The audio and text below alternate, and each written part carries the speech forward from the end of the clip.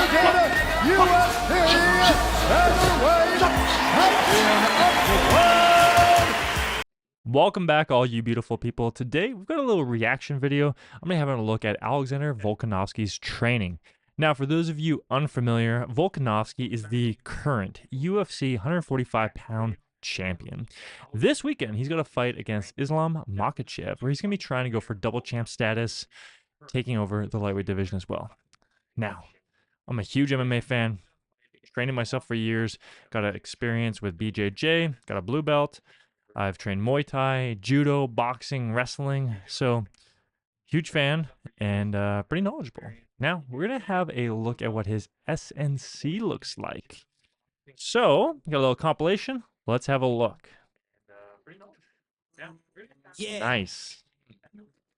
Starting off, he's got a little bit of mobility work. That's great. Important to get loose, get grooving. Now, this one in particular, really like the pigeon position rotation drill. It's great to be able to rotate, get some upper back motion, but as you go through that rotation, it gets some hip rotation as well. And that's just a great option for a lot of fighters in particular. Let's go. So he's got a little hip circle against the wall. Good option. Reduces the balance demand versus just doing hip circle and standing. Guys, and then focus on. Okay, so here we've got a thoracic rotation against the wall. Good exercise. Little bit of feedback for you, Volk. If you're trying to maximize that thoracic rotation, something to think about is you've got that arm against the wall. Great option. But you want to actually have your chest rotate as far back as you can, thinking to get your shoulder to the wall, not just reach back with your arm. You can slow it down a little bit. Moving fast is fine, but you might find that you're able to drive a little bit more rotation. That'll help to lengthen out your punches, but also just improve your overall thoracic motion. All right. Done in the MMA gym. Okay, so we've got some lateral and frontal drives utilizing the band resistance. Now, it looks like they're just starting off the session, so hard to know exactly the intent and purpose behind the band. Personally, it's something that I have mixed feelings about. So, in concept, you'd say, okay, well, the band increases resistance. That's a good thing, but a little bit of questionable utility in these exact settings. So, when we look at driving out, whether it's in the lateral or frontal directions, the initial point of resistance that you have is in that starting position. And then as you go out, there's actually a reduction in necessary need for continuing to drive. You want to start off, explode out of that bottom position, the deep ranges, and then it's actually easier as you get into more extended positions. But the band provides the opposite resistance, where there's minimal when you're in deeper ranges, and then it gives you more. So now, if the goal is to maximize force outputs and try to have greater transfer to training, not going to be as beneficial. In contrast, if they're actually looking to, deload his landing and provide an easier transition into training, yeah, that seems like a viable option then.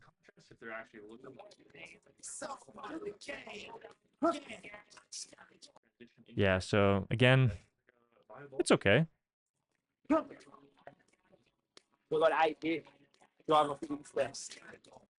So it's okay. Let's see what he does. Okay, so similar idea here where first off, you'll see a lot of times where people grab a band and then do punches with that. Not a great option. In contrast, having the band secured around your shoulder in that rotational wrapping pattern, that's nice. That's a great option. Still, a little bit limited because, again, like that initial point where you're trying to create the most amount of force is when you're going to be trying to drive out and push off from. Having that drive come from the hips and legs and finish with the arms. And there's just not as much of a resistance when you initially start. You can see like right there, that's the point where he's initially going to be trying to drive from, and his band is a little bit underloaded. And then as he twists into the punch where he's actually slowing down, that's when you get more resistance. So it's just not really going to be overly beneficial and match up. In strength and conditioning, we would say that it has a poor dynamic correspondence. Oh, yeah, the beast back. It looks cool though. All right, so we've got some vertical jumps. Now, for those unfamiliar, He's jumping on what's called force plates or a jump mat. It looks like it's just a jump mat. And what this does, it reads the amount of force that you're driving into the ground and your flight time off the ground. And then it gives you an output estimating the amount of jump height that you have. That's what I'm talking about. It's good. So number one, jumps, fantastic option for fighters. Great way to work on power production. Number two, utilizing some sort of jump mat or some sort of thing to give you an external feedback actually has been shown consistently in research to improve performance. So having that entices the person to put more effort into each individual jump, focus on having a knowledge of result, and that way they can try to beat it each time. Yeah, baby. Do it again. Now, one thing to consider is typically when we're doing this, we're trying to have hands on the hips. That way we minimize external sources that might be contributing to the jump height. So for instance, your arm swing. So usually most jumping devices advise using hands on hips, but as long as you're consistent about it and you replicate the same standards, that's all good. 43. They don't give some good jumps. Good for me. Such a cheerful guy. That's up there with your best jumps. Nice. Good for you, Volk. Forehead like that. So, for those reading those numbers, that's not inches, that's centimeters. He's not hitting 44 inches. That'd be crazy. But 44 centimeters, which is not bad. It's not amazing, but definitely not bad. That's not inches. Did you get that? Nice. Okay, so now we've got some hurdle jumps. A little bit of change. Now, hurdles can be beneficial. One problem that a lot of coaches have with them is that it can provide, so one goal is that it gives you this feedback source, like the jump height. The other problem is with it, you have this device that you need to manipulate yourself around. And if it's not set up well, or other issues with like how high you have to raise your knees up to get past it, it can provide actually a detriment to your jumping. So yeah, you can see here, for instance, like as he's coming down, his hips are still over the hurdle, so he didn't actually clear it. So that's one thing with like a hurdle jump, is it's a bit of a combination of a vertical and horizontal jump, but a lot of people will often do this where they minimize that horizontal distance and they come down right over top of it, and either A, they hit the hurdle, or B, they shoot their hips forward into an awkward landing. Horizontal distance? Like that. So he's got some hops, but he could definitely clean that up. Let's go. Okay, so now sometimes these are called hide-ins, 45-degree bounds, whatever you want to call them. They can be a pretty good exercise. One thing that you tend to see, and it's what Volk is doing here, is that instead of driving off that down leg, that should be the primary thing contributing to your distance that you travel. Instead, people will swing their free leg and carry themselves over across the distance. So if you watch him here, he's going to swing his right leg, and he's not significantly bending his left hip and knee and then driving off of it. You're going to have to go back in time and watch that. There we go. Bending his left hip. Okay, so have a watch. See how he swings his leg to drive that force out? And then right here, he's going to be lifting and swinging that leg versus bending down and driving off that down leg. Okay, we got some lifting. Let's check this out. Volk is a pretty strong guy. Now, obviously, fights at 145. I know he walks around pretty heavy, but still, 145-pound division, he manhandles folks. So, let's see what he's lifting. So we had some hip thrusts. Hip thrusts are a pretty solid exercise overall. I think for fighters, they can be a decent choice. You know, so they have the best transference most of the time when you are going to be doing some sort of action like that. Number one, it's going to be more of an actual traditional glute bridge. Two, you're usually going to be shifting and rotating. You know, if you are experienced, you're not driving straight up. You're going to be driving and rotating off to the side. That way you can drive up, make space, and then shrimp out. But still, he's a decent option. It's got very little backloading. So for a lot of fighters, particularly those a bit older in age, they might really enjoy that. Yeah, not the best, but not the worst. So we got some landmine pressing. That's a really good one. A lot of athletes are going to benefit from having some sort of upward or angled pressing action. For those with any history of shoulder issues, utilizing a landmine press where you start off in a more vertical press and then transition to a angled or horizontal-ish press can be a good choice, because in that really top position is where some people struggle with shoulder issues, and so you can get around it by going to something like a landmine press.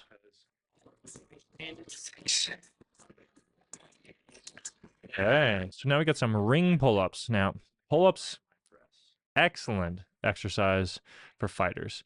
When you look at the mechanics, particularly in grappling athletes, there's going to be a lot of pulling down action, so strengthening that is going to have a ton of benefit. Doing it on rings can be a great choice. You can have more freedom of motion with your shoulders, particularly if you do have a little grizzled up issue. Then being able to move and choose the position of your wrist can reduce some stress and strain on your shoulder as you're going through the positions through the pull-up. Now, you watch closely. Volk doesn't quite go all the way down. Now, not saying that he has to, but you could make a reasonable argument he'd get more out of the exercise if he trained and let his elbows straighten and his shoulders open up. Sometimes people try to have an argument that, okay, well, we need more time under tension, so you don't want to go into a relaxed position. That's pretty well debunked. Probably can have a whole video dedicated to it.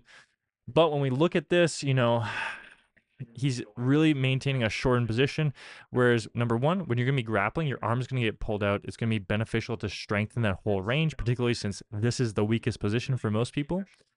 Two, when you actually look at any of the research around strength and hypertrophy, he's going to have probably better results training at that longer length versus missing out on those ranges.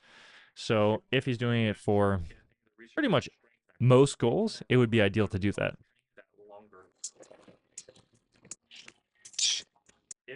So he's doing some rows here. Number one, chest supported row, great option.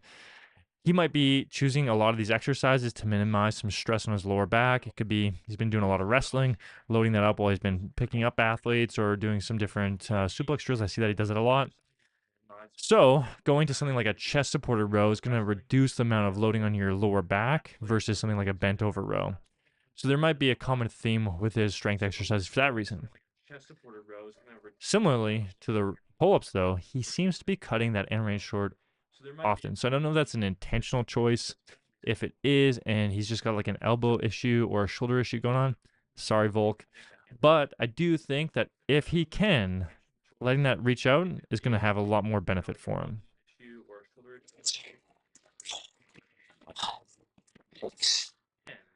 Nice. Okay. So it looks like we've got a rollout exercise. Nice. Good, perfect. Good position. Yeah, looks good. So rollouts, awesome exercise, really strengthening the anterior abdominal region, focusing on getting those strong abs. Great for fighters. There. 2, 1, let's go. Okay, we got some stairs. Now, in general, any sort of stair work can be beneficial. The things that you can do with it has a wide range depending upon what your goal is. So normally when we're looking at developing a fighter's conditioning, you've got specific work, and that's going to be where we're trying to replicate similar demands as whatever style of format that you're going to be doing. So you know, in his case, he's going to have to fight 5-5-minute rounds, so trying to replicate some similar demands. If you are a less experienced fighter and you're fighting in the undercard, or you're fighting in regional circuits or in amateur, you will either be doing 3 5-minute rounds or even shorter durations. Obviously, in other fighting styles like boxing, you're going to have shorter rounds. And so you might do your specific work in your sessions. And then when you're doing strength and conditioning work, our goal is to develop the things that you're not doing there. So that might be low intensity work for a longer duration, sometimes called LISS, or low intensity steady state work. And that's a lot of what's been done in the historical world for boxing, Muay Thai, where they do a lot of road work and just running long distances. Great option. Stairs can be something where you do short spurts, really try to focus on the power. And then also somewhere in the middle where you might be doing some sort of particularly lactic based work where you're trying to develop the lactic system to produce a lot of energy, and then you have a longer rest period. So let's have a little look at what he's doing.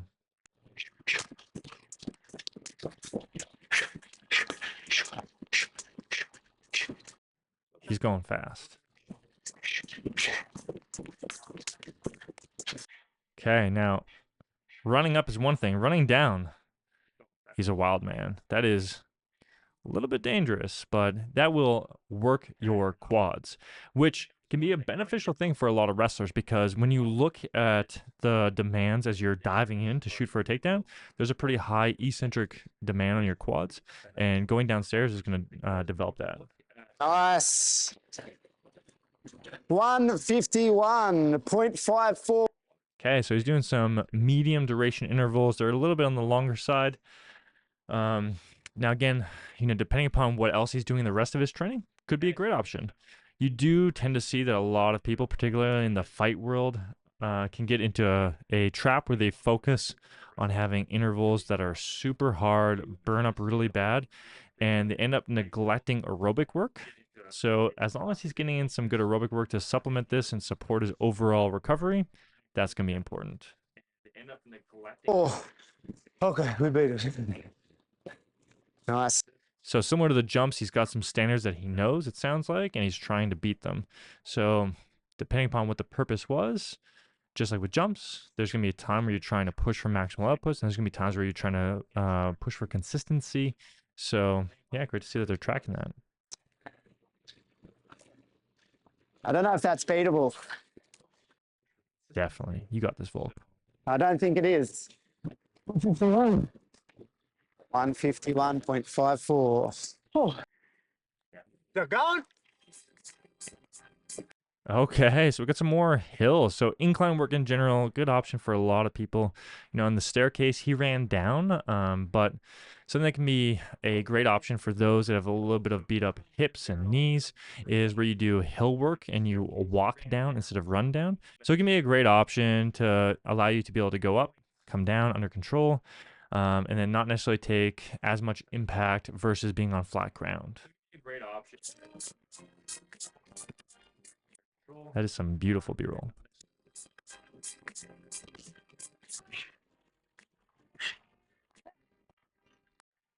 Yeah, great option.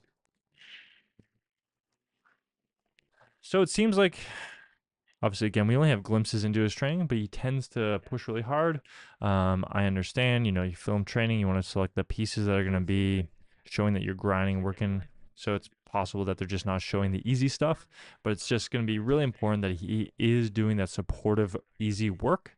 It's something that can be neglected a lot, but it is very important to developing your overall ability to recover.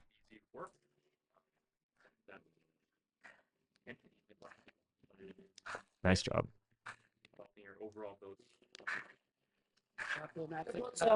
Strength and conditioning. I'm going to do a bit of. Okay, so here he's doing a little bit of mobility work again.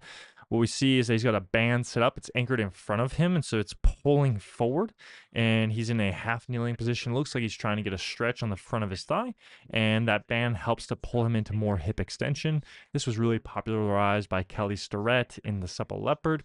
And so you can see here, yeah, it's a nice little stretch, help to warm up, get loosened up, and again, with the transference for activities like shooting in, having more hip extension is going to increase that length that you can go, and it's going to be beneficial. Mobility. We've got some power drills we've got to do. A couple of tests just to see how the body's moving, jumping tests. Okay, so we got some more lifting. So we've got some pull-ups. Yeah, he just consistently cuts that range short. There might be a reason. Real strong, though. Check that out. 2 more to go. Okay, now we got some split squats. So, great exercise. We haven't seen him do too many sort of like lunging or squat type patterns, so good to get some insight into it. Yeah, it's just going straight up and down. It's Beautiful. Doesn't look overly hard, but doesn't necessarily have to be. Okay, so now we got a landmine twist. This can be a good exercise for developing some strength in the hips and trunk, which, you know, obviously he's a fighter. He's going to be focusing on trying to drive with those legs and then push into his punch, just like we talked about earlier. So this exercise does that really well. You know, in contrast with the band earlier, I talked about how the point of resistance doesn't really come on until you've already essentially finished the real effort within the punch. Whereas this has that initial effort that you have to overcome to get the activity moving, overcome momentum or inertia. And so you can see here, perfect.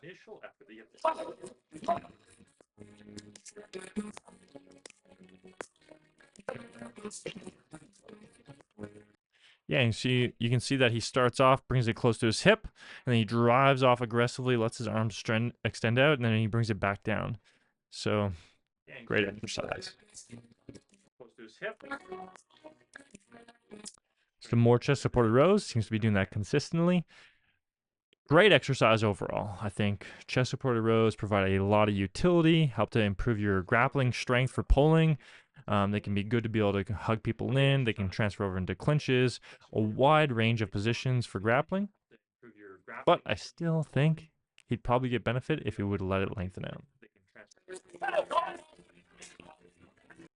Okay, so now we got some specific conditioning. Nice. So doing little drills.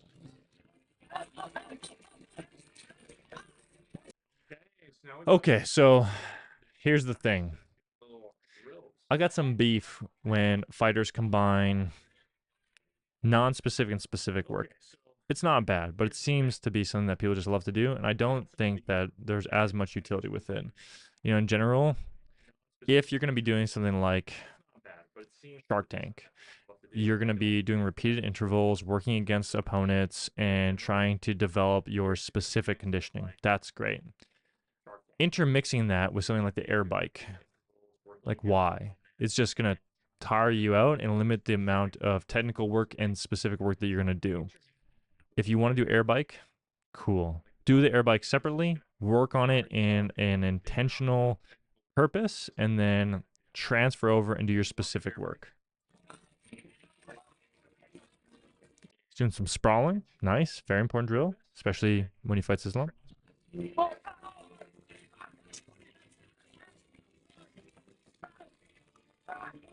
Seeing more technical drills, more specific drills. These are great. Obviously, very situational dependent. He's working on being able to defend against the cage. That'll be very important. There you go. Good. So you see there, they had partners switch out. So that's going to be something like Shark Tank, usually, where you're going to have multiple opponents come in. They're relatively recovered and you're fatigued. It sucks. When I say it sucks, I mean it sucks for you, but it's really good.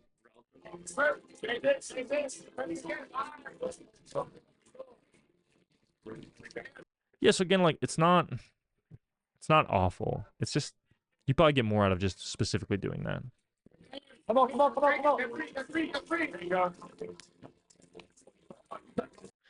So yeah, they're like mixing in drills where it seems like they're trying to isolate a specific area of the fight at a time. So going in and working on this defensive wrestling, then going in and working on striking, going back and forth. That's great fight situational awareness. Yeah, then he's got these body weight drills and these other ones, and like they're not specific for anything other than tiring him out. So yeah, I just think he'd be better off not using them.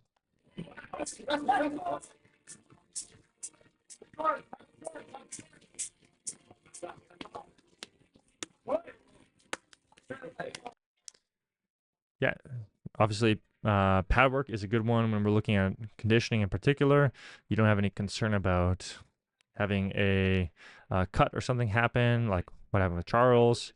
That's why Volk's in this fight. And so using a lot of pad work is smart when you were focusing on conditioning. That way you minimize any risk with it. That's a sit out.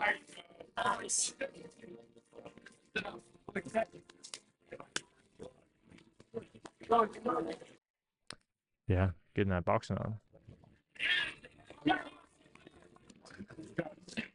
Okay, now we got a different session here. So let's see what they're rolling with. Nice. So more defensive wrestling. You know, Volk is a really good fighter overall. A spot where he is going to be challenged with some of the people that he takes on is going to be that wrestling. He seems to be a solid wrestler for not having a ton of experience with it as a youth. But yeah, they're just drilling him against the wall here. So you can see there, that's that Shark Tank mentality where they just swapped out opponents, had him keep going. Rough time.